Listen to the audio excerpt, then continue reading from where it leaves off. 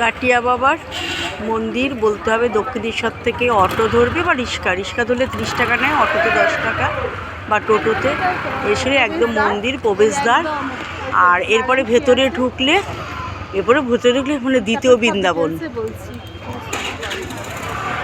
গিয়ে ঢুকবে, একবার দেখবে, দেখে এবার আমাকে জানাবে তোমাদের কেমন লাগবে।